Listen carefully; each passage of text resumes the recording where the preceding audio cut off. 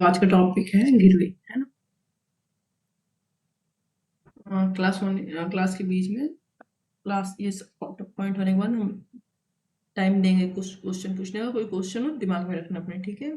चलो, welcome to NBS law college. और आज का टॉपिक है LLB second semester question paper series का इंडियन कॉन्ट्रैक्ट एक्ट 1872 का गिरवी, प्लीज। ठीक है, ठीक, ओके। गिरवी हमने बहुत सुना है बचपन में। लाला के पास गिरवी रख के सामान चले आते थे मूवी में, है ना। एंड लाला क्या करता था, ब्याज ही इतना ले लेता था कि मेन पैसा देकर सामान छुड़ाने का मौका ही नहीं मिलता था। ठीक है, सब मूवी में था ऐसा। मैंने तो नहीं देखा कभी, लेकिन हाँ उसमें रहा हुआ कुछ अच्छे थे कुछ बुरे थे। ठीक है, चलो। तो सबसे बड़ी बात है कि परिभाषा देनी है। जब भी परिभाषा देनी रहती है तो उसके आवश्यक तत्व देने रहते हैं क्वेश्चन में। हमेशा मैंने बोला है कि परिभाषा से ही आवश्यक तत्व निकलते हैं, उसी आवश्यक तत्व को एक्सप्लेन करते हैं। ठीक है, विद केस। उन परिस्थितियों की विवेचना कीजिए जिसके अंतर्गत एक व्यक्ति जो व्यक्ति का स्वामी नहीं है उसे गिरवी रख सकता है। ठीक है, तो 3 क्वेश्चन पूछ रहा है। एक तो परिभाषा पूछ रहा है, ठीक है, डेफिनेशन पूछ रहा है, एंड देन पूछ रहा है उसके एसेंशियल क्या होंगे, तो परिभाषा से ही निकल के आएंगे। एक दूसरा क्वेश्चन पूछ रहा है कि मान लो जिस व्यक्ति का सामान है वो गिरवी रख के, तो ठीक, बट वो परिस्थिति क्या होगी, वो ऐसी कौन सी परिस्थिति होगी जब कोई ऐसा व्यक्ति जिसका खुद का सामान नहीं है, ठीक है, फिर भी वो उस सामान को गिरवी रख सकता है। चलो अभी देखते हैं, पहले हम देखते हैं गिरवी क्या है। पहले हिंदी में देख लेते हैं। ठीक है, तो भारतीय अनुबंध की 1872 की धारा 172 ना, इससे पहले हमने 124 क्षतिपूर्ति, 126 प्रत्याभूति और 148 देखा है शायद, हाँ, बिलमेंट। ठीक, 172 देख रहे हैं हम। तो ये फोर्थ धारा है फॉर एग्जाम पर्पज। गिरवी क्या होता है, जब किसी वस्तु को, तो पहला आवश्यक तत्व क्या तोड़ के निकलेगा इसमें से, कोई वस्तु होती है, ठीक है, उधार की गई रकम या किसी अन्य वचन को पूरा करने के लिए। तो दूसरा एलिमेंट क्या होना चाहिए, उधार होना चाहिए। ठीक है, तो उधार 2 प्रकार से हो सकता है, किसी पैसे के लिए या किसी वचन के लिए उधार रखना। ठीक है, पूरा करने के लिए गारंटी के रूप में रखा जाता है, तो गारंटी में पहले देखा हुआ है। ओके, प्रत्याभूति, है ना। तो इसका मतलब क्या हुआ कि प्लीज जो है, गिरवी जो है गारंटी का एक प्रकार है। ठीक है, प्रत्याभूति का एक प्रकार है। प्रत्याभूति में क्या था, जब एक थर्ड पार्टी किसी के कार्य के लिए अपना सामान गिरवी रखा था, तो उसमें नहीं आएंगे क्योंकि पुराने क्लास में, कल वाली क्लास में चेक कर लेना उसको। ठीक है, दोनों में से एक क्वेश्चन आएगा। चलो, गारंटी के रूप में वस्तु के कब्जे का, तो क्या हो रहा है, कोई वस्तु है उसको उधार के रूप में, उधार किस प्रकार है, चाहे रकम के लिए चाहे वजन के लिए, गारंटी के रूप में वस्तु के कब्जे का, पोजीशन का क्या कर रहा है, 5वां एलिमेंट ट्रांसफर कर रहा है, इसे ही गिरवी कहते हैं। तो गिरवी की परिभाषा ही पढ़ रहे थे, 5 एलिमेंट निकल आया। ठीक है, इस प्रक्रिया में जो वस्तु गिरवी रखी जाती है उस सॉरी जो व्यक्ति वस्तु को गिरवी रखता है, ठीक है, उसे गिरवी दाता कहते हैं। ठीक है, और जिसे जिसे वस्तु गिरवी दी जाती है उसे गिरवी धारी कहते हैं। देखो, बेलमेंट, एक बेटा फोन अपना स्पीकर ऑफ कर लो विनय। मैम 1 मिनट, वो मैं बोलने वाला था, नेट खत्म हो चुका था। मैं 1 minute. Okay, let's restart now, let's continue. Okay, so देखो इसमें भी ओआर वाला फॉर्मूला लग रहा है ना, गिरवी दाता था, वहाँ बेलमेंट में क्या था, बेलर में, वहाँ पे भी सब में बेल कॉमन था, ओआर लग गया तो दाता हो गया था, धाता दाता, इसमें भी दाता लग रहा है तो ओआर हो गया, है ना। इंग्लिश में पढ़ा रहे हैं, याद करने के लिए बोल रहा है। ठीक है, और उपनीति जो था, नीति में बेल में क्या लग गया था, डबल ई लग गया था, तो यहाँ पे भी लग गया, है ना। ओके, सेकंड, चलो, और हो गया। ठीक है, section 172 on development of goods as security for the payment of a debt or performance of a promise is called pledge.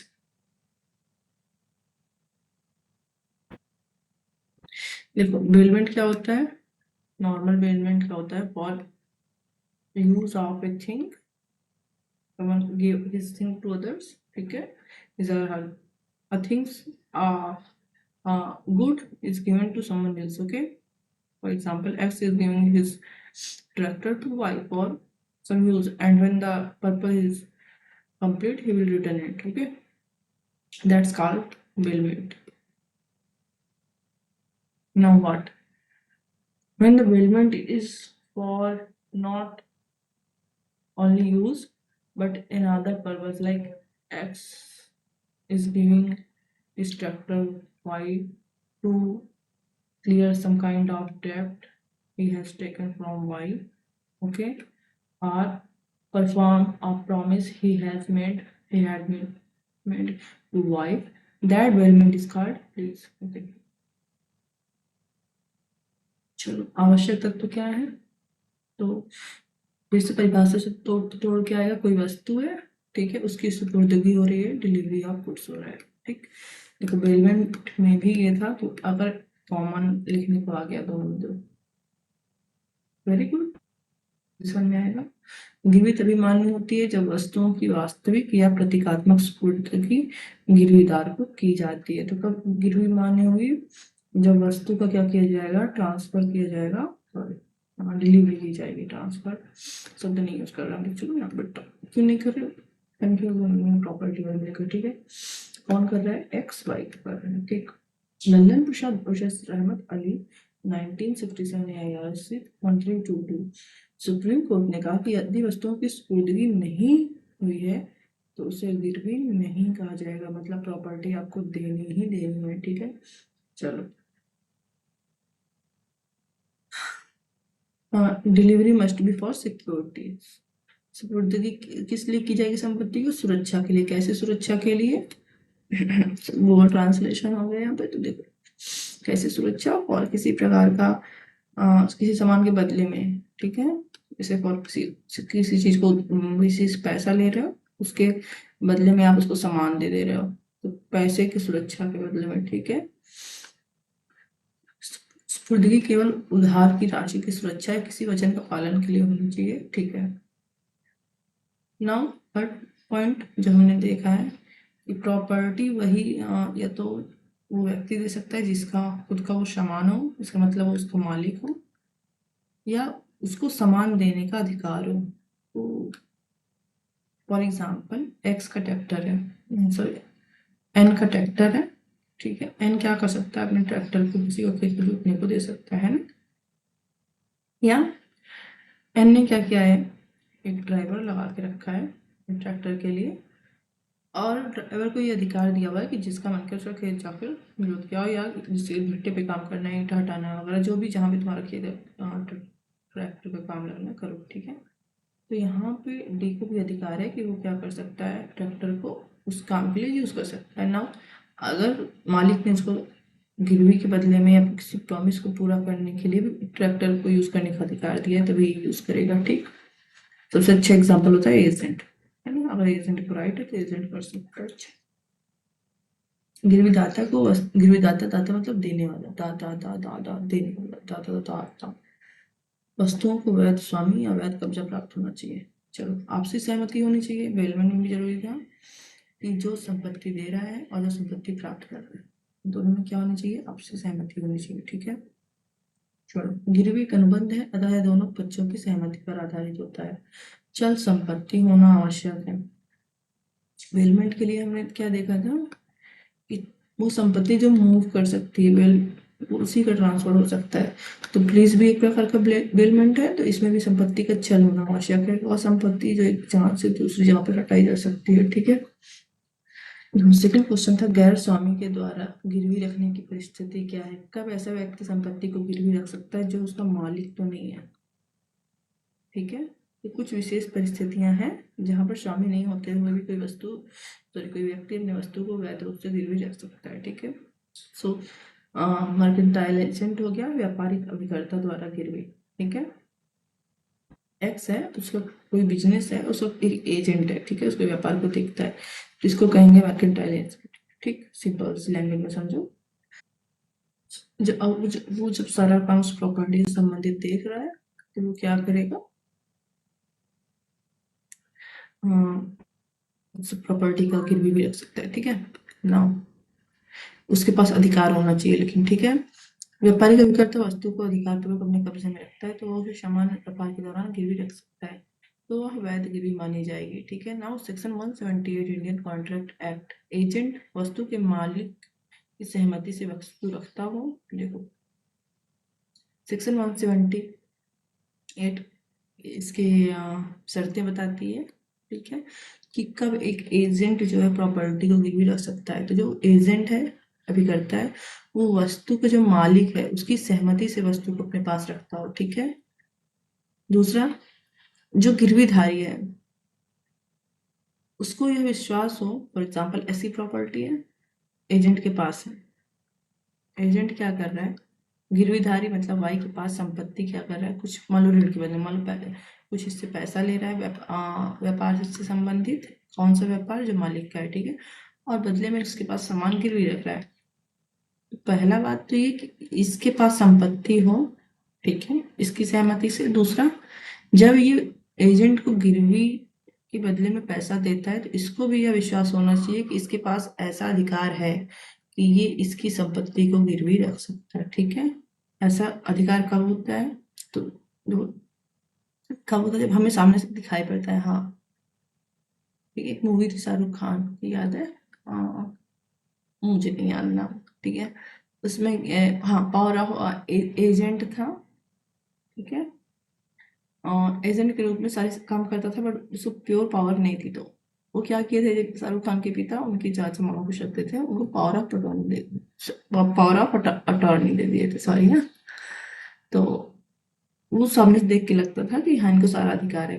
ठीक है, एक खतरनाक अधिकार है। ठीक है, चलो, और ऑफ अटॉर्नी कुछ और हो जाता है, गिरवी से बढ़ के हो जाता है। ठीक है, फॉल्क्स वर्सेस किंग 1923 यह तय किया गया कि यदि एजेंट सामान को मालिक की अनुमति से रखता है और ग्राहक को धोखा नहीं होता तो गिरवी वैध होती है। एक्स की सहमति से, ठीक है, उसका एजेंट सामान रख रहा है और जो ग्राहक है, जो गिरवी दाता है,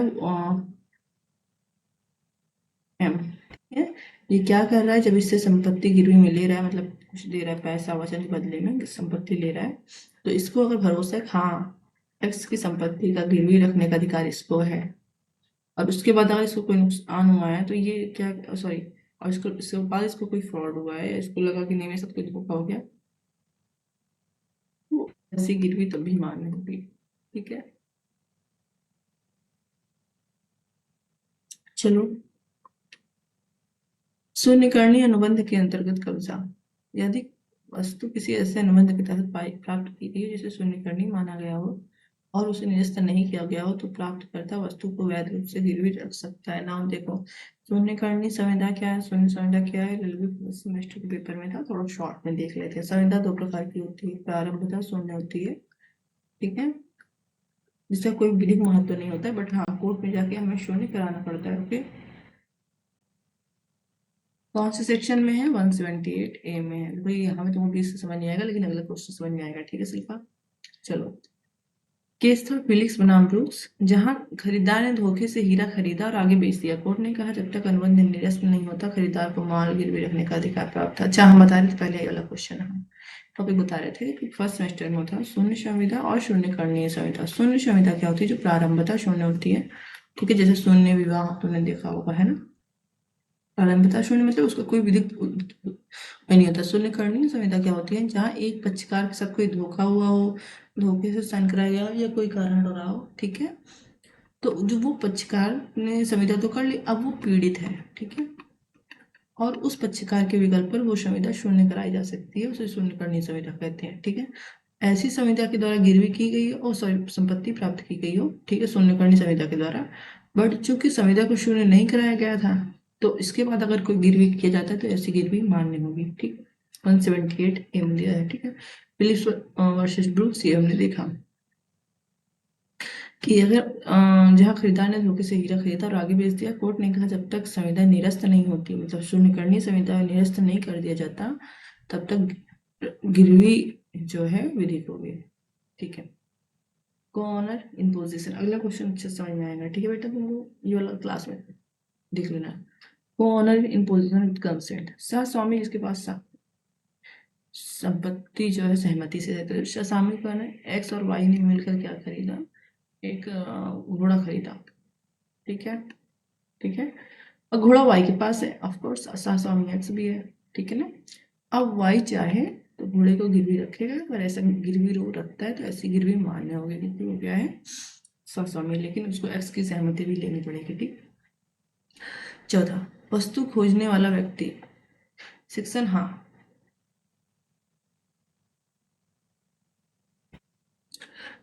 अच्छा इंपॉर्टेंट सेक्शन है ये। देखो क्या होता है, हम कोई सड़क पे जा रहा है, उसको कुछ पैसा गिरा मिला, ठीक है, मान लो कि 500 रुपये मिला, ठीक है ना, और वो तुरंत उस पैसे को खर्च कर देता है, तो ये वैध काम नहीं है, ठीक है। बट अगर वो पैसे से खर्चा करने के बाद स्वामी को ढूंढता है, बट स्वामी नहीं मिलता, तो उसके बाद वो उस पैसे को क्या करता है, अपने पास रखे रहता है कि जब स्वामी मिलेगा तो दूंगा।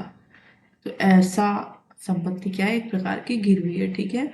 इससे क्या होगा, मान लो जब कभी इसको स्वामी मिलेगा तो जो इसका खर्चा हुआ है उससे अपना खर्चा लेकर के तब वो प्रॉपर्टी वापस करेगा, ठीक है। देखो हर लाइन में तुम एक केस याद करने की जरूरत नहीं, एक केस हो चुका है, ठीक है। फिर भी एक ये वाला केस देखो, क्या था, बच्चे को अंगूठी मिली थी जिसे सुनार ने लौटाने से मना किया। कोर्ट ने कहा वस्तु खोजने वाले को भी कब्जे का वैध अधिकार है, ठीक है। बच्चा है, उसको अंगूठी मिली होगी सोने की, मान लो सुनार की अंगूठी थी, बच्चे ने सुनार को ढूंढ लिया, ठीक है। अब सुनार ना उस बच्चे को अंगूठी दे रहा है और ना बदले में कोई खर्चा दे रहा है, ठीक है। कोर्ट ने कहा नहीं, वो एक प्रकार की गिरवी थी, आपको उसको या तो संपत्ति वापस करो या तो पैसा दो, ठीक है। और पांचवा क्या है, देखो ये हम क्या पढ़ रहे हैं, जो स्वामी नहीं है बट उसके द्वारा संपत्ति का गिरवी पढ़ रहे हैं, ठीक है। बिक्री के बाद भी वस्तु अपने पास रखने वाला विक्रेता, section 30 of sales of goods act 1930। यदि विक्रेता बिक्री के बाद भी वस्तु अपने पास रखता है और ग्राहक को सौंपने से पहले उसे गिरवी रख देता है, तो गिरवीधारी की गिरवी वैध हो सकती है यदि उसे वास्तविक स्थिति का ज्ञान ना हो, ठीक है। एक्स है, सेल्स ऑफ गुड्स पढ़ रहे हैं। सेल्स ऑफ गुड्स मतलब अचल संपत्ति, मूवेबल संपत्ति के बारे में ही होता है भाई, गिरवी भी मूवेबल संपत्ति के बारे में होता है, वेलमेंट भी। एक्स ने वाई को प्रॉपर्टी बेची, वेरी गुड। वाई ने अपनी प्रॉपर्टी ली नहीं थी, तब तक एक्स ने क्या किया, उसको डी के पास क्या कर दिया, गिरवी रख दिया, ठीक है। गिरवी, ठीक है, डी को ये बात पता नहीं थी, है ना। अब ऐसी ऐसी गिरवी क्या होगी, विधिक होगी, ठीक है, वैध होगी। और संपत्ति डी को एक्स को तभी वापस जाएगी जब डी ने जो ऋण दिया हो, जो वचन दिया हो, जो भी दिया उसका पालन हो जाए तब, ठीक है। क्रय के पूर्व कब्जे में खरीदार, section 32 of sales of goods act, यदि सेल्स ऑफ गुड्स एक्ट, यदि खरीदार ने भुगतान नहीं किया है परंतु वस्तु को रख लिया है और उससे गिरवी रखता है, तो गिरवीदार दारी की रक्षा की जा सकती है यदि उसने अच्छे विश्वास में लेन देन किया है। तो इसमें क्या था, जिसका सामान था उसने बेच दिया है बट प्रॉपर्टी नहीं दी थी बल्कि गिरवी रख दिया। इसमें क्या है, एक्स का सामान है, वाई ने खरीदा है, वाई को प्रॉपर्टी प्राप्त हो गई थी बट वाई ने अभी इसको क्या प्रतिफल नहीं दिया था। फॉर एग्जाम्पल मतलब 5 लाख का, जब 5 लाख का ट्रैक्टर खरीदा, ठीक है, ट्रैक्टर तो ले लिया बट मालिक को 5 लाख नहीं दिया है, और ले जाके वो ट्रैक्टर गिरवी भी रख दिया, ठीक है, डी को, है ना। तो अगर डी को पता नहीं था कि ये एक्चुअली मालिक नहीं है, एक्चुअली इसने क्या, खुद इसके पास प्रॉपर्टी जो है भी पूर्ण तरीके से नहीं आई है, बट उसने पूर्ण विश्वास के साथ, अच्छे विश्वास के साथ क्या करते हैं, गिरवी लिया है, तो वैसा गिरवी मान्य होगा, ठीक। चलिए, गिरवीधारी के अधिकार, गिरवीधारी का कौन होगा, जिसके पास संपत्ति रखकर पैसा लिया जाता है, पुरानी फिल्मों में लाला, ठीक है, ओ लाला, ठीक है। मैंने फिर बोला है कि एक पक्ष का अधिकार दूसरे का दायित्व हो जाता है। वस्तु को अपने कब्जे में रखना, ऑफकोर्स भाई उसका अधिकार है कि अगर क्या अधिकार है कि जब तक उसको जो है उसका जो पैसा उसने क्या कहते हैं उधार का दिया है या वचन जिस संबंध में गिरवी हुई है ये पूर्ण नहीं हो जाता, तब तक उस संपत्ति को जिसके बदले में उसने यह गिरवी की थी अपने पास रखे जाए, इसी बात है। गिरवी दाता द्वारा ऋण चुकाने में विफल होने पर न्यायालय की सहायता से वस्तु को बेचने का अधिकार है। ऑफकोर्स उसने पैसा दिया है बट दाता को जिसकी प्रॉपर्टी थी वो पैसा नहीं चुका पाया तो अब उसको संपत्ति थोड़ी वापस देगा, तो अब क्या करेगा, संपत्ति को बेचकर अपना पैसा वसूल ले, लेकिन डायरेक्टली नहीं वसूल सकता, न्यायालय की सहायता लेनी होगी। ठीक है, उचित सूचना के बाद वस्तु को स्वयं बेचने का अधिकार। ठीक है, स्वयं कब बेचेगा, जो दाता है, ठीक है, 176 बोल रहा है, जो दाता जिसकी वस्तु थी उसको सूचना देगा, ठीक है, कि जिस काम के लिए, जिस शर्त पर या जितने समय के लिए तुमने गिरवी रखा था वो पूर्ण हो गया है। ठीक है, अब तुम मेरा पैसा वापस कर अपना संपत्ति ले जाओ। एक बार दो बार जो भी नियम होगा सूचना देगा। ठीक है, जो भी शर्त उसमें रही होगी समय तक, लेकिन फिर भी ये बार बार पैसा नहीं दे रहा, अब क्या करता है, ये संपत्ति खुद भी बेच सकता है। ठीक है, चलो, नुकसान के लिए मुआवजे की मांग। मान लो कि संपत्ति इसने अपने पास रख ली, ठीक है, पैसा इनको दे दिया, अब समय आ गया इनका पैसा चुकाने का, बट इन्होंने क्या किया, थोड़ा डिले में संपत्ति का पैसा दिया, संपत्ति वापस लेने आए, बट संपत्ति इस प्रकार की थी कि संपत्ति अपने आप क्या होने लगी, खराब होने लगी। ठीक है, तो ये बोल रहे हैं मैं पूरा पैसा नहीं दूंगा, ठीक है, क्योंकि संपत्ति क्या कहते हैं, नुकसान हो गया। नहीं भाई, इसकी गलती थोड़ी है, नुकसान तो इसको हो रहा है ना, क्योंकि अगर तुम पैसा दोगे और ये संपत्ति बेच देगा, मान लो ये पैसा देते ही नहीं, संपत्ति बेच दिया, तो इस जितनी की संपत्ति थी उससे कम ही संपत्ति भी खराब हो गई है ना, तो अब इसको जो नुकसान हुआ है वो संपत्ति के मालिक से लेगा। चलो, गिरवी दाता के अधिकार, तो भैया देखो जो उसके अधिकार है वो उसके दायित्व। ठीक है, ऋण चुकाने पर वस्तु को पुनः प्राप्त करने का अधिकार। ठीक है, उसका अधिकार क्या था कि ऋण चुकाया जाए उसका, जिसने पैसा दिया, किसने, गिरवी। प्लीज ने, और यहाँ पे प्लीजर क्या करेगा, लीडर, गिरवी दाता के अधिकार होंगे। ठीक है, ऋण चुकाने पर इसका, जैसे फॉर एग्जाम्पल से समझते सबसे अच्छे समझ में आता है कि इसका वस्तु थी, इसको दिया था, इससे ऋण लिया था, अब इसका अधिकार है कि ये ऋण जब वापस करे तो अपनी वस्तु वापस ले ले। ठीक है, पहला अधिकार हो गया। उचित देखभाल की अपेक्षा का अधिकार। मान लो एक्स ने वाई के पास अपना ट्रैक्टर उधार रखा था, गिरवी रखा था, है ना, तो अब इसका ये राइट है कि ये इससे अपेक्षा करे कि जो सामान मैं तुम्हारे पास गिरवी रख रहा हूँ तुम उसकी उचित देखभाल करोगे, ये नहीं ले जाकर कबाड़ खाने में ट्रैक्टर खड़ा कराओ। ठीक है, अगर ऐसा ये करता है, लापरवाही करता है और सामान को नुकसान होगा, तब ये जब ऋण चुकाने जाएगा तब अपना सामान भी लेगा, सामान को जो हानि हुई है वो भी इनसे निकालेगा। ठीक है, अगर जो सामान को हानि हुई है वो इनकी लापरवाही से हुई है, वस्तु का अवैध उपयोग रोका जाना। चलो, एक्स ने वाई को ट्रैक्टर दिया था, गिरवी रखा था, उनसे पैसा लिया। ठीक है, अब भाई गिरवी रखा है तो अपना यूज करें जैसे मन करे, बट ये इलीगल यूज नहीं करेंगे, ले जाकर किसी का खेत नहीं जोत देंगे जिस पर पुलिस ने मना किया है या कोई कानूनी केस चल रहा है, या जाकर किसी पर टैक्स चढ़ा नहीं देंगे, है ना।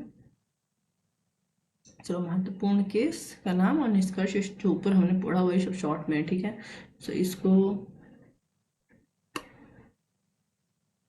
चलो, पहला लल्लन प्रसाद वाला था, गिरवी तभी मान्य होगी जब वस्तु का क्या किया जाएगा, सुपुर्दगी दी जाएगी। ठीक है, और ये तीनों भी हमने पढ़ा था। और निष्कर्ष हो गया, निष्कर्ष में फिर शॉर्ट नोट जो तुम इम्पोर्टेंट समझते हो, पूरे ऊपर जो तुमने लिखा है वही होगा। ये था थर्ड क्वेश्चन इस सीरीज का, है ना। नाउ हम फोर्थ क्वेश्चन पे चलते हैं।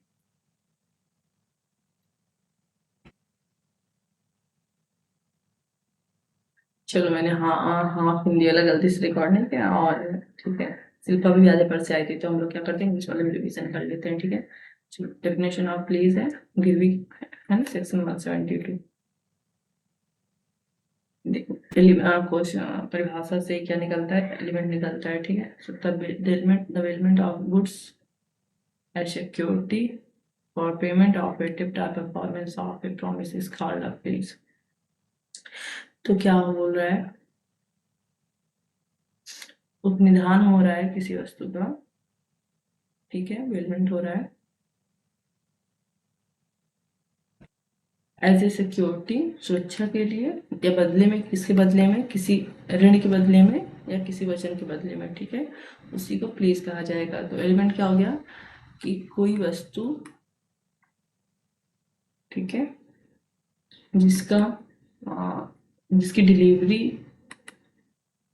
किसी सेकंड पार्टी को की जा रही है फॉर द पर्पज ऑफ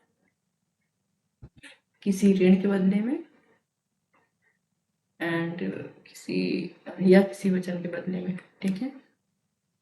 एक दो पक्षकार हो रहे हैं, एक्स और वाई, ठीक है। इसी को क्या कहेंगे, गिरवी। ये क्या है, ये बेलमेंट का एक प्रकार है। देखो मेरा मोबाइल कितना बढ़िया, सॉरी लैपटॉप कितना बढ़िया हैंग कर रहा है। देखो यहाँ लिख रहा है ना, देखो यहाँ लिख रहा है ना, यहाँ शो कर रहा है।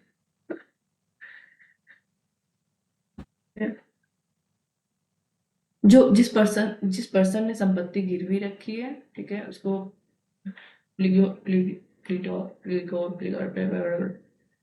सो प्लीज सर, ओ आर देखना इसमें भी है। And the person to whom goods are delivered is known as pledgee. तो जिस वस्तु ने संपत्ति गिरवी रखी है उसको गिरवी दाता,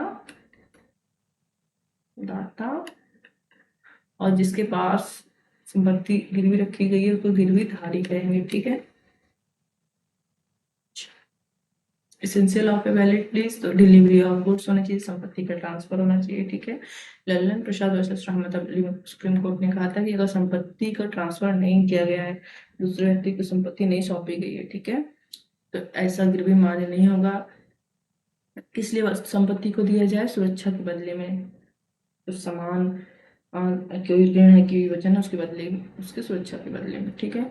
लॉफुल पोजेशन बाय प्लीजर, जो संपत्ति को गिरवी रख रहा है, ठीक है, या तो उसका मालिक होना चाहिए संपत्ति का, और या तो उसके पास उसका विधिक क्या होना चाहिए, अधिकार होना चाहिए। क्या होता है, देखेंगे जब देखेंगे कि जो मालिक नहीं होता फिर भी गिरवी कैसे रख सकता है, हमने हिंदी वाले में लिखा है ना। म्यूचुअल कंसेंट होना चाहिए गिरवीदाता और गिरवी धारी के बीच में, ठीक है। Only movable property can be pledged, of course सिर्फ चल संपत्ति ही क्या कर, अचल बोल दिए थे क्या हम हिंदी वाले में, चलो यहाँ से कर लेना। मूव मतलब घूमने वाला है, मूव मतलब चलता है, जैसे हम लोग मूव करते हैं, ट्रेन मूव करती है ना, तो जो संपत्ति चल सकती है, ठीक है, उसी को गिरवी रखेंगे, क्योंकि मूवेबल प्रॉपर्टी का बेलमेंट भी हो रहा था, ठीक है। Now circumstances where a non owner can validly pledge goods, वह परिस्थितियां क्या हैं जब वह व्यक्ति जो कि मालिक नहीं है फिर भी संपत्ति का क्या कर सकता है, विधिक गिरवी कर सकता है, ठीक है। यही वाला हमने हिंदी में नहीं देखा था, ठीक है ना। Owner can freeze goods. The Indian Contract Act recognizes certain exceptions where a non-owner can also create a valid place. जब किसी मालिक की संपत्ति को गिरवी रख सकता है, भारतीय संविधान अधिनियम कुछ परिस्थितियां बताती हैं जहां मालिक न होते हुए भी कोई व्यक्ति संपत्ति को गिरवी रख सकता है। तो सबसे पहले होता है please by a mercantile agent, ये वाला हमने हिंदी में लिखा था। कोई व्यक्ति है, एजेंट देखता है, इसी को मर्केंटाइल एजेंट कहेंगे। तो संपत्ति इसके पास है, तो ये संपत्ति को गिरवी भी रख सकता है उसी बिजनेस के पर्पस के लिए, ठीक है। चलो हाँ, सेक्शन 178 कंडीशन बताती है, शर्त बताती है कि कब ऐसे एजेंट द्वारा संपत्ति को गिरवी रखा जाएगा, तो जब मालिक का क्या हो, सहमति प्राप्त हो, प्लस जिससे वो गिरवी रख रहा है, फॉर एक्स है, इसका एजेंट है ये, और संपत्ति को वाई के पास गिरवी रख रहा है, ठीक है ना। तो पहला शर्त है कि इससे सहमति प्राप्त कर दे मालिक से, ये पहली शर्त हो गई 178 में। और दूसरी शर्त हो गई कि जब ये इससे गिरवी ले रहा है, सामान और पैसा दे रहा है, तो इसको ये विश्वास होना चाहिए, ठीक है, कि इसको इनसे सहमति प्राप्त है संपत्ति को गिरवी रखने का। बहुत डीपली नहीं जाना, उसके लिए डीपली क्लास लेनी पड़ेगी, ठीक। चलो केस हो गया, इस सारी के सामने देखे मैंने ऊपर ही, ओके।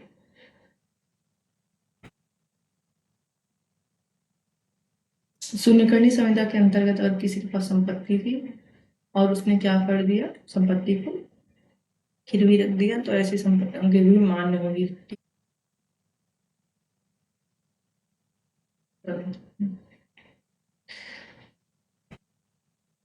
ये वाला हिंदी में हिंदी में सारे देखते हैं, ये वाला टॉप वो नहीं है। उदाहरण नंबर पे देख लेना है, ये हिंदी में सह स्वामी द्वारा कब गिरवी रखा जाता है। फॉर एग्जाम्पल एक्स और वाई दोनों ने मिलकर एक घोड़ा खरीदा है, ठीक है, संपत्ति वाई के पास, घोड़ा वाई के पास है, और वाई ने घोड़े को गिरवी रख दिया, ठीक है। तो अगर उसने एक्स की सहमति ली या नहीं ली, लेकिन ये गिरवी मान्य होगा, ठीक है। चलो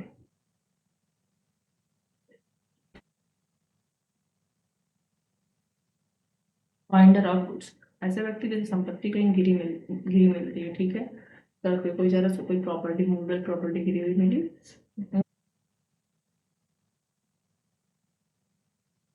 को क्या करता है, जिसका मालिक है, मालिक को खोजने की कोशिश करता है, नहीं पाता है, उसके बाद संपत्ति अपने पास रखता है, ठीक है। तब संपत्ति उसके पास ऐसे गिरवी है, क्यों? क्योंकि उसको खोजने में समय पैसा सब लगा होगा, और जब मालिक मिलेगा तो वो संपत्ति तभी हैंड ओवर करेगा, मतलब देगा, जब उसको कुछ उसके बदले में पैसा वगैरह मिले, ठीक है। ठीक है, सेलर इन पोजीशन आफ्टर सेलर एक्स है, इसने संपत्ति वाई को सेल कर दी, ठीक है, पैसा ले लिया इससे, बट संपत्ति इसको न देने की वजह जगह डी के पास गिरवी रख दी, ठीक। इस बात का पता गिरवी डी को नहीं था कि संपत्ति किसी और को बेची जा चुकी है, ठीक है, ऐसा गिरवी मान्य होगा।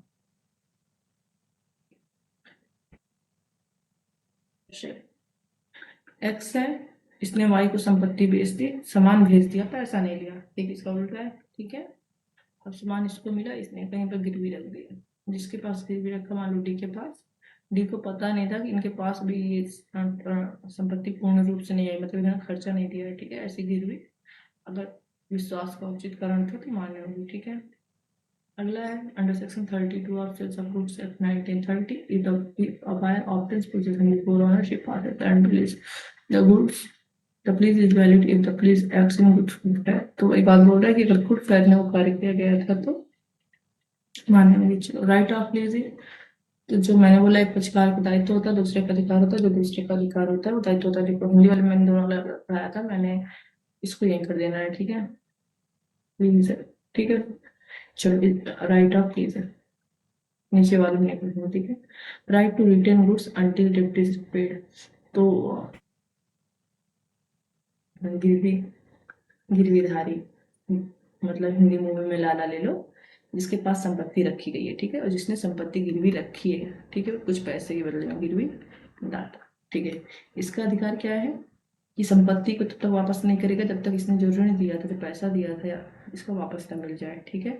इसका अधिकार क्या है कि जब ये अपना डेब्ट चुका दे, पैसा चुका दे, तो इसको प्रॉपर्टी वापस मिल जाए, ठीक है, ठीक है। अगर संपत्ति को अपने पास रखने में, प्रिजर्व करके रखने में इसका कुछ खर्चा आया था, ठीक है, तो इसका ये अधिकार है गिरवीधारी का कि गिरवीदाता से उस खर्चे को प्राप्त करे, ठीक है। इसका अधिकार है कि जब संपत्ति अपनी देता है तो ये या आशा कर सकता है कि गिरवीधारी उस संपत्ति को अच्छे से रखेगा, ठीक है। चलो, इसके पास राइट टू सेल होता है good upon default with reasonable notice, ये क्या कर सकता है, संपत्ति को बेच सकता है। कब बेच सकता है? जब टाइम बीत गया हो पैसा वापस प्राप्त करने का, ठीक है। लेकिन उससे पहले क्या करेगा, ये गिरवीदाता को एक नोटिस भेजेगा, ठीक है, बिना नोटिस भेजे अगर बेचता है तो ऐसी बिक्री शून्य होगी, ठीक है, तो इसको नोटिस प्राप्त करने का अधिकार है, तीसरा हो गया, ठीक है। या इसको चौथा तरीका ये है, हिंदी वाले में ये ऊपर हो गया, ये नीचे हो गया है, कि नोटिस नहीं भेज रहा और नहीं बेचना चाहता है तो न्यायालय के थ्रू उसको स्यू करा सकता है उसके पास, ठीक है, नोटिस कि हम क्या करा सकता है, केस कर सकता है अपना पैसा वसूलने के लिए, हमको संपत्ति नहीं चाहिए बेचनी भी, सीधे पैसा चाहिए, ठीक है। ओके, देखो ये वाला हिंदी में आ गया, ओ सॉरी उसका लीजर का राइट आ गया, ठीक है, जो ऊपर हमने देखा वही है। केस है, केस शॉर्ट में है, और ओके,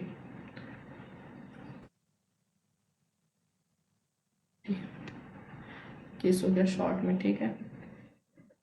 और उसके बाद आएगा कंक्लूजन। कंक्लूजन वही जो तुमने ऊपर चाहे धी रख लो, चाहे पढ़ लो, चाहे समझ लो, या जो तुमने पूरा आंसर लिखा है उसी का शॉर्ट नोट्स, क्या जैसे शॉर्ट ऐसे लिखते हैं ना किसी चीज़ के बारे में विथ इम्पोर्टेंस, क्या तुम उस टॉपिक का इम्पोर्टेंस समझते हो, क्या तुम उसमें सुधार चाहते हो, ठीक है। चलो, मैंने इसको रीड करवाया इंग्लिश वाला क्योंकि हिंदी का हाफ मैंने अनफॉर्चुनेटली वो नहीं किया था, रिकॉर्डिंग नहीं किया था, ठीक है। एक ही टॉपिक हुआ इतनी देर में, क्योंकि हम लोग थोड़ा डीप चले जाते हैं, एग्जाम्पल देकर हम समझाने लगते हैं, ठीक है। आई थिंक अगला टॉपिक है अभिकरण, है ना। एक मिनट बेटा, इम्पोर्टेंट टॉपिक है अभिकरण एजेंसी, ठीक है, ये इम्पोर्टेंट टॉपिक है ये भी, ठीक है। क्वेश्चन आएगा एजेंसी अभिकरण से अभिकरण प्रकार से है, ठीक है। तो सबसे पहले अभिकरण की समझा दीजिए, है ना। जब परिभाषा याद कर लेंगे तो एलिमेंट आ ही जाएगा, हमें एलिमेंट समझ लेंगे तो हमारा एक पूरा आंसर हो जाएगा, है ना। अभिकर्ता का विभिन्न अधिकार और कर्तव्य क्या है? चलो ये दूसरा क्वेश्चन आ सकता हो सकता है कि दोनों एक में मोस्टली जहाँ से ये लगा है अभिकरण और अभिकर्ता लगा है, ठीक है। क्या एक प्रमुख मालिक अपने अभिकर्ता के कपट के लिए दायी होगा? सो अगर अभिकर्ता वाला है तो उसके साथ ये आएगा, और अगर परिभाषा है तो परिभाषा प्लस एलिमेंट आएगा, ठीक है। दोनों एक में ही है, तो चीज तैयार करना, आधा तैयार करना। मैं फिर से बोल रही हूँ, अलग अलग क्वेश्चन बने, ठीक है। सेक्शन 1 और 2 है, ठीक। अभिकर्ता कौन है? सॉरी, अभिकरण की संज्ञा की परिभाषा देखिए। सबसे पहले अभिकर्ता बता दे रहा है, अभिकर्ता कौन है। एजेंट वह व्यक्ति होता है जिससे किसी अन्य व्यक्ति की ओर से कोई कार्य करने, तो पहला एलिमेंट होगा कोई किसी अन्य व्यक्ति की ओर से, ठीक है। दूसरा एलिमेंट होगा कोई कार्य करने, किसी तीसरे पक्ष के साथ व्यवहार करने, ये तीसरा एलिमेंट हो गया, ठीक है। नियुक्त किया जाता है, ऐसा व्यक्ति जिसके लिए कार्य किया जाता है या जिसका प्रतिनिधित्व किया जाता है उसे प्रमुख कहा जाता है, प्रिंसिपल कहा जाता है। और अभिकरण की संविदा, ये देखो अभिकरण परिभाषा, ठीक। वह संविदा है जिसमें एक व्यक्ति अभिकर्ता को किसी अन्य व्यक्ति प्रमुख की ओर से कार्य करने का अधिकार देते हैं ना। वेरी सिंपल एग्जाम्पल, प्रिंसिपल बोल रहा है, मान लो व्यक्ति भी हैं, ठीक है। इनका कोई बिजनेस, ठीक है, ये हर जगह नहीं कर सकती, बड़ी बड़ी कंपनियां हर कार्य कुछ नहीं कर सकते हैं ना। इन्होंने एजेंट कर दिया, कर दिया एजेंट, जो इनकी तरफ से पहले दूसरा वो कार्य करे, क्या करेगा, कोई कार्य करेगा, इनका बिजनेस वाला कार्य करेगा, या मान लो भाई कार्य करना है तो किसी थर्ड पार्टी से मिलना होगा ना। एजेंट एक व्यक्ति हो गया, एक एजेंट हो गया, कोई थर्ड पार्टी हो गई, कोई दूसरी कंपनी हो गई, कोई व्यक्ति हो गया, इस कोई भी हो गया, उससे मिलना भी तो पड़ेगा, है। तो ये नहीं जा रहा है, इनका प्रतिनिधित्व तो इनका एजेंट कर लेगा, ठीक है। ये चला जा रहा है कि सर के बदले में मैं आया हूँ, ठीक है। नाउ वह व्यक्ति जिसने इस एजेंट को नियुक्त किया है, जो मालिक होगा, ठीक है, उसी को प्रिंसिपल कहेंगे, ठीक है। मुख्य कहेंगे, मुख्य हेड कहेंगे, ठीक है। चलो, और जो एजेंट होगा वो इसका अभिकर्ता होगा, ठीक। नाउ प्रिंसिपल के लिए इन्होंने एजेंट को नियुक्त किया अपने लिए काम करने के लिए, तो कोई संविदा की होगी ना, संविदा की होगी, तुम मेरे लिए काम करोगे, मैं तुमको बदले में सैलरी दूंगा, ठीक है। तो ये जो संविदा हुई है यही अभिकरण की संविदा है, ठीक है। यही इतना बोल रहा है। चलो, एजेंट के प्रकार कितने होते हैं? तो पहला पारिश्रमिक प्राप्त करने का अधिकार, सॉरी प्रकार में अधिकार, राइट क्या होता है अभिकर्ता का एजेंट का? तो पहला सैलरी प्राप्त करने का अधिकार होता है, ठीक है। पारिश्रमिक जो काम करेगा उसके बदले में उसको सैलरी मिलेगी। सेक्शन 2 बनाने के अनुसार यदि प्रमुख और अभिकर्ता के बीच ऐसा कोई समझौता हुआ है तो अभिकर्ता को अपने कार्य के लिए पारिश्रमिक पाने का अधिकार है। इसका मतलब कि अगर प्रिंसिपल ने जब एजेंट को नियुक्त किया था, इनके बीच सैलरी की कोई बात हुई थी कि मैं तुम्हारा काम तो करूंगा, ठीक है, बदले मुझे सैलरी चाहिए या बदले मुझे कुछ पैसा चाहिए, जो भी चाहिए, तो उनको वो सैलरी को देनी पड़ेगी, ठीक। देखो ये कैसे, ठीक है, हेड लेना बाउंड्रीज याद रखना। यदि अभिकर्ता ने कार्य किया है तो उसे भुगतान का अधिकार है, भले ही समय तय ना हो, ठीक है। क्या कहा गया कि अगर प्रिंसिपल का कहने पर एजेंट ने वो काम किया है तो उसे सैलरी मिलेगी, ठीक है। भले ही सैलरी देने का टाइम फिक्स ना हो कि कब मिलेगी, लेकिन सैलरी मिलेगी। टाइम फिक्स नहीं होगा तो क्या बुढ़ापे में देगा? नहीं है कि समय देगा, ठीक है। जब नॉर्मल किसी को सैलरी दी जानी चाहिए, ठीक है। धारण करने का अधिकार, दूसरा अधिकार क्या है अभिकर्ता का?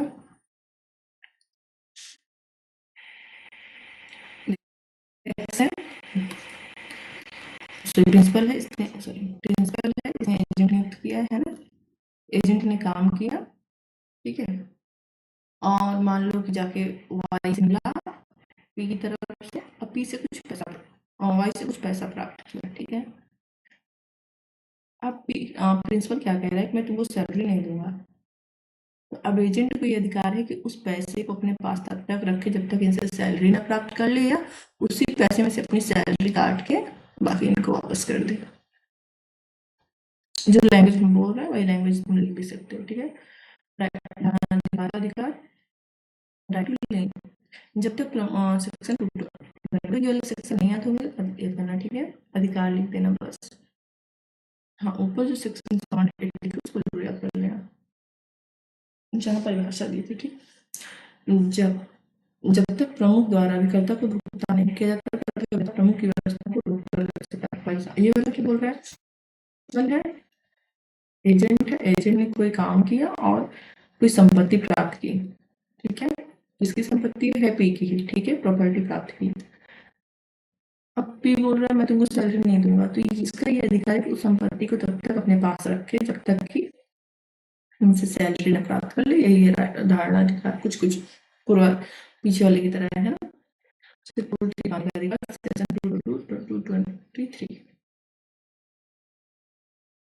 प्रिंसिपल के लिए एजेंट पे काम कर रहा था, विधि काम कर रहा था, ठीक है, और इसको कुछ क्षति हो गई, मान लो इसका एक्सीडेंट हो गया या कुछ हो गया, ठीक है, तो अब क्षति किससे प्राप्त करेगा, ये प्रिंसिपल से प्राप्त करेगा, ठीक। लेकिन कार्य कैसा होना चाहिए, विवेकपूर्ण होना चाहिए और सद्भावपूर्ण किया जाना चाहिए। फॉर एग्जाम्पल प्रिंसिपल के लिए एजेंट बस चला रहा था, ठीक है, विधि कर था, ट्रक चलाने की 50 की स्पीड से और ये 200 की स्पीड से उड़ाए जा रहे हैं, ठीक है, फिर भी प्रिंसिपल से नुकसान प्राप्त कर सकते हैं, बट स्ट्रिक्ट नहीं होता है, वो इतना अंदर नहीं जाना हमको, ठीक। चलो केस हो गया। अब चलो, अभी तक तुमने इनके अधिकार देखे, एजेंट की सैलरी प्राप्त करना, सामान को रोक लेना, पैसे को रोक लेना, सैलरी निकालने के लिए सिक्योरिटी प्राप्त करना, ये चार नहीं देखे हमने। अब कुछ इनकी ड्यूटी जो है, ये सब हमारे मालिक है, मालिक के भी मालिक हो जाओगे ऐसा नहीं है। निर्देशों का पालन करने का कर्तव्य, आप जिसके एजेंट हो, ठीक है, उसके निर्देशों का पालन करो। वो बोल रहा है आपको जाना है जापान, आप पहुंच जाओ चीन, जाना था जापान पहुंच गए चीन, है ना, चाइना पहुंच जाओ, ऐसा नहीं करना है, जो काम कर बोला सेम टू सेम वैसे करना है। अभिकर्ता को प्रमुख के द्वारा दिए गए निर्देशों का पालन करना अनिवार्य है, ठीक है।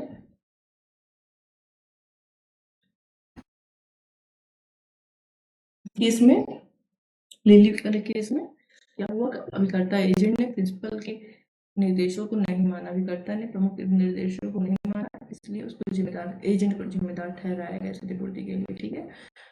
अगर देखो टॉर्ट में हमने पढ़ा है कि क्या होता है, द सुपीरियर भी रिस्पॉन्सिबल, प्रमुख को जिम्मेदार नहीं दो, बट प्रमुख की भी गलती होनी चाहिए, हर बार बेचारे को थोड़ी ना घसीटेंगे, है ना।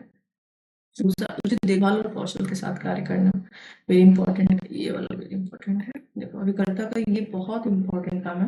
फॉर एग्जाम्पल प्रिंसिपल ने तुमको भेजा है मीटिंग अटेंड करने, तो वहां पर तुम अपने पूरे कोई भी कार्य करो प्रिंसिपल का पूरी कुशलता के साथ करो, ठीक है। फॉर एग्जाम्पल तुम मीटिंग में गए हो, ठीक है, प्रिंसिपल की तरफ से, अब जाके वहाँ पे तुम अपना जैसे मतलब एक मीटिंग अटेंड किया, पूरा नॉलेज है, प्रेजेंटेशन सब देना है, वो दो। ये नहीं कि वजह सो जाओ सीट ये नहीं करना है ना। आप क्या नहीं करोगे, गलतियां नहीं करोगे, आप पूरे कौशल से काम करोगे, ठीक। ठीक है, आप सही लिखा जोखा प्रिंसिपल को प्रस्तुत करो। मान प्रिंसिपल है, उसका एक एजेंट है, मैनेजर मान लो उसका है, वो भी तो उसका एजेंट हुआ जो उसके लिए कार्य करता है ना। अब जो काम है उससे संबंधित सारा कागज जिसके पास आता है, ये सही सही सारा जानकारी प्रिंसिपल को, प्रमुख को, मालिक को देगा, ठीक है। स्वयं के लिए सौदे न करना, निजी लाभ न लेना, ठीक है।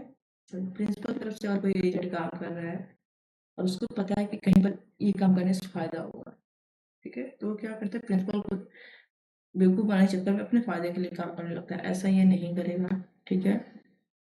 हाँ, अगर प्रमुख इसकी अनुमति दे प्रिंसिपल की, हाँ जब तुम अपने फायदे के लिए काम कर लो तो कर सकता है, ठीक है।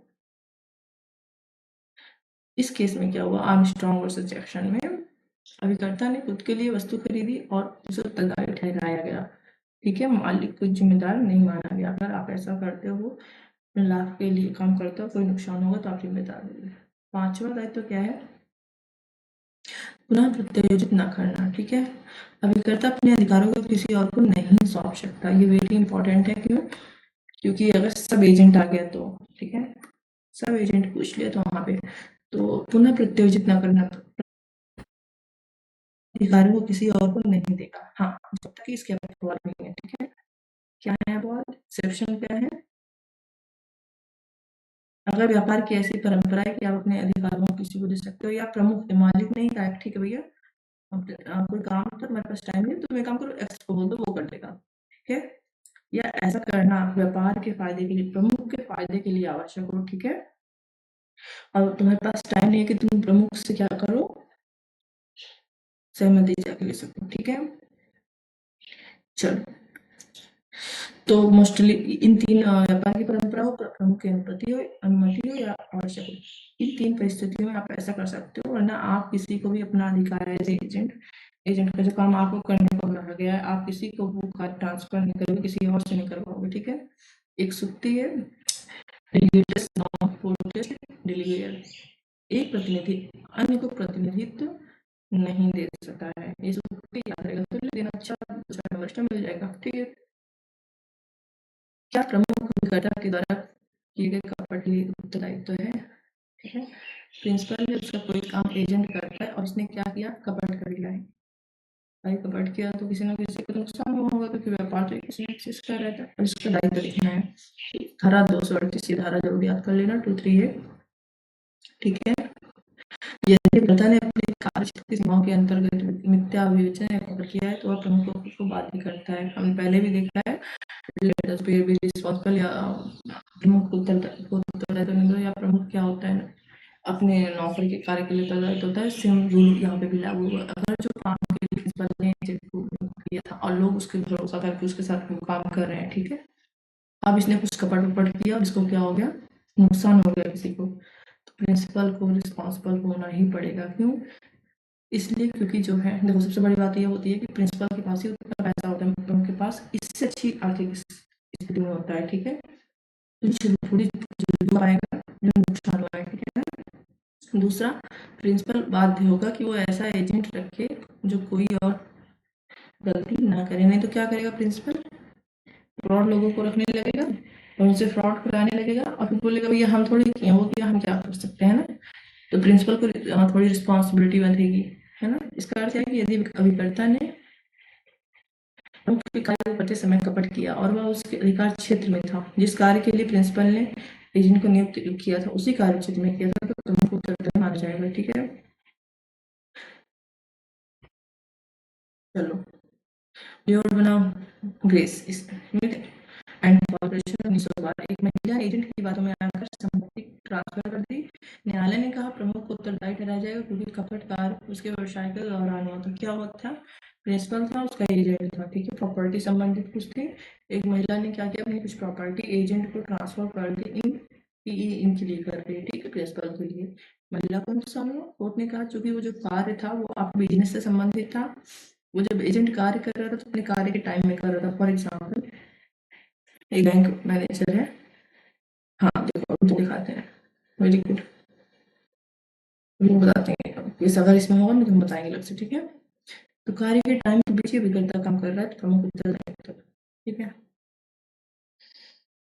पंजाब नेशनल बैंक बनाम शांति देवी शर्मा 2005 है, इसमें बैंक को दायी ठहराया गया क्योंकि बैंक कर्मचारी ने अपने बैंक के लिए कार्य टाइम में भ्रष्टाचार काम होता होगा है उस बीच में कोई फ्रॉड किया था, ठीक है। देखो एक अच्छा एग्जाम्पल मुझे इसका नाम नहीं याद आ रहा, एक बैंक कर्मचारी था, बहुत अच्छा बैंक कर्मचारी था, अक्सर गाँव में पहले भी होता था, अभी तो ऑनलाइन हो गया था। वो घर पे जब रहता था तो जितने लोगों का खाता उसके बैंक में देते थे उनको पैसा लाकर इनके खाते में जमा कर देते थे, मेरी मम्मी भी करती थी एक लोग साथ ही उनको दे देती थी ले जाके जमा कर देते थे, अब तो नहीं होता। उसने क्या किया एक औरत से पैसा लिया, बैंक कर्मचारी का टाइमिंग क्या था बैंक 10 to 5 थी मान लो, उसने शाम को घर पे पैसा लिया, ठीक, उसके बाद पैसा खर्चा कर दिया। अब उस महिला ने जाके उस आई थिंक SBI बैंक था, ठीक है, उस पैसे के लिए महिला ने SBI बैंक पर केस कर दिया। कोर्ट ने कहा नहीं प्रमुख जिम्मेदार नहीं होगा क्योंकि वो जो कर्मचारी था भले उसका एजेंट था बट जब वो काम कर रहा था तो वो अपने कार्य के समय सीमा से बाहर था, ठीक है। वो पर्सनली लायबल होगा, बैंक लायबल नहीं होगा, प्रमुख लायबल नहीं होगा, ठीक है। चलो अभिकरण एजेंसी की समाप्ति कैसे होगी, मतलब अभिकरण की संविदा कैसे समाप्त हो जाएगी। देखो सबसे पहले पारस्परिक सहमति द्वारा प्रिंसिपल और एजेंट क्या कर ले बीच की जो उनका संबंध है संविदा द्वारा उसको समाप्त कर लें। भैया हमको तुमको एजेंट नहीं रखना है, ठीक है। चलो, प्रिंसिपल द्वारा रद्द करना या अभिकर्ता द्वारा त्याग कर देना। प्रिंसिपल क्या करे, एजेंट को निकाल दे या एजेंट खुद ही नौकरी छोड़ दे, ठीक है। जिस कार्य के लिए एजेंट की नियुक्ति हुई थी वो कार्य पूर्ण हो जाए, या जो प्रिंसिपल है उसकी मृत्यु हो जाए, वो दिवाला हो जाए, पागल हो जाए, ठीक है। और ये एजेंट जो है उसकी मृत्यु हो जाए या वो विच्छिन्न हो जाए, ठीक है। चलो, इन सभी परिस्थितियों को धारा 2 से 1 से लेकर 210 इंडियन कॉन्ट्रैक्ट एक्ट में विस्तृत रूप से दिया गया है। तो हम फिर एक्ट में पढ़ा ही नहीं है, इसलिए टॉपिक है पढ़ा हुआ है, सारी क्लास में पढ़ा और देख लें।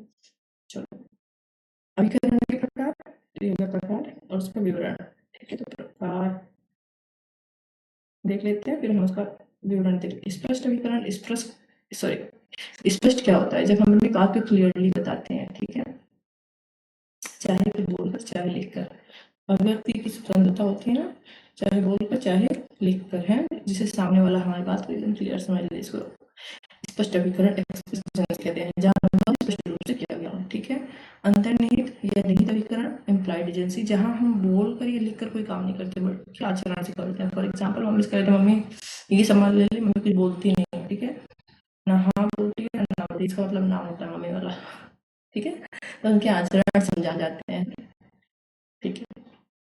आवश्यकता का अभिकरण, एजेंसी बाई नेसेसिटी, आपातकालीन परिस्थिति में अगर कोई एजेंसी बन जाए। फॉर एग्जाम्पल प्रिंसिपल है, कोई व्यक्ति है और उसको अचानक किसी वजह से काम पड़ जाए, ठीक है, मान लो पुलिस है, ये आपातकालीन नहीं है, पुलिस कोई काम करता है बदले में पैसा लेता है ना, बट किसी ऐसे व्यक्ति से जो खुली नहीं है और अचानक उसको काम पड़ गया, भाई मेरा सामान उठा दो जरा, और उठा दो, वो क्या उठा दूंगा पर मैं पैसा लूंगा, ठीक है। तो ये आपातकालीन हो गया। और अच्छे एग्जाम्पल है, शॉर्ट में से बता रहे हैं। प्रकट अभिकरण,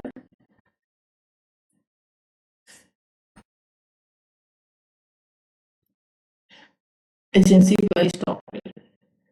प्रकट अभिकरण क्या होता है, देखो, स्टॉपल का मतलब होता है किसी को कोई काम किया उसको फिर स्टॉपल देख लेने का शॉर्ट में। फॉर एग्जाम्पल मेरे पास जमीन है, नहीं है, मान लो एक्स है, उसके पास जमीन नहीं है, बट उसके फादर की जमीन है ढेर सारी, वो वाई से जाके कहता है देख रहे हो यहाँ से वहां तक, जहां जहां तक दिख रही है सब मेरी जमीन है, खरीद लो। वाई को पता है कि जमीन के पास फादर की हो सकता है, परिस्थिति ऐसे ही है कि वाई को विश्वास हो गया कि जमीन इसकी हो गई है, जमीन खरीद लेता है, बट जमीन इसकी नहीं थी, ठीक। कुछ समय बाद पिताजी मर जाते हैं, जमीन इसकी हो जाती है। नाउ वाई कहता है जमीन मुझे दो, कहता हाँ जब तुमको बेचा था तब थोड़ी ना थी जमीन, अब जमीन मेरे पास आई है। वो कहता है स्टॉप, आप अपनी बात से पलट नहीं सकते। आपकी बात में आकर इसने अपनी परिस्थिति में परिवर्तन किया था, कैसे किया था, पैसे आपको दिए थे, ठीक है, तो आर्थिक स्थिति में परिवर्तन होना चाहिए, मानसिक स्थिति में वो तो भाई पैसा उतना गया है ना, तो अब जब प्रॉपर्टी आपके पास आ गई है तो अब आपको देना पड़ेगा। ये स्टॉप है, इंडियन एविडेंस एक्ट में पढ़ेंगे, ठीक। हाँ, बीएस से आ जाएगा उसमें पढ़ेंगे। प्रमुख है, किसी के साथ कोई व्यापार करे, मान लो ऐसा है, और किसी व्यक्ति को जैसे ए है, बता है, सॉरी, कोई व्यक्ति है ए, उसको अपने एजेंट के रूप में वाई के समक्ष प्रस्तुत करता है, असलियत में ए एजेंट नहीं है, बट चूंकि ये वाई से कह रहा नहीं नहीं ये मेरा एजेंट है, ठीक है, तो अब कानूनी रूप से ये क्या हो जाएगा, प्रिंसिपल का एजेंट हो जाएगा इसके इसके कार्य के लिए, ठीक है। इसी को स्टॉपल कहते हैं। बाद प्रिंसिपल का नहीं लिया जाएगा। अनुमोदन द्वारा अभिकरण, कोई व्यक्ति है प्रिंसिपल है, उसको कोई कार्य था, ठीक है, और एक व्यक्ति था एक्स, उसने वो कार्य को कर दिया, ठीक है, वो इनके फायदे के लिए कार्य था, ठीक है, इनके फायदे के लिए था, इसने कर दिया, और जब जाके इनको बताया तो इन्होंने कहा बहुत अच्छा, ये लो तुम अपना परिश्रमिक ले, ठीक है। परिश्रमिक देते ही क्या हो गया, इन्होंने इसके कार्य का क्या कर दिया, अनुमोदन कर दिया, मान्यता दे दी, ठीक है, रेटिफिकेशन कर दिया ना, ये क्या हो गया, अनुमोदन हो गया, है ना। चलो, निष्कर्ष हो गया। देखो इसको बहुत क्लियर नहीं कर रही कि इसमें तो अपनी क्लास में बताया मैंने, ठीक है, इससे वही आएगा, तुम इससे के रूप में शॉर्ट में जो तुम समझते हो टॉपिक के बारे में लिख लो, ठीक है। बहुत अच्छा लैपटॉप से जाकर कर लेता, बहुत सुपर एंड कर रहा था। देखो अभी तक संविधा अधिनियम का सेकंड पार्ट लोग पढ़ रहे थे अभी के लिए, है ना, जो समाप्त हो गया।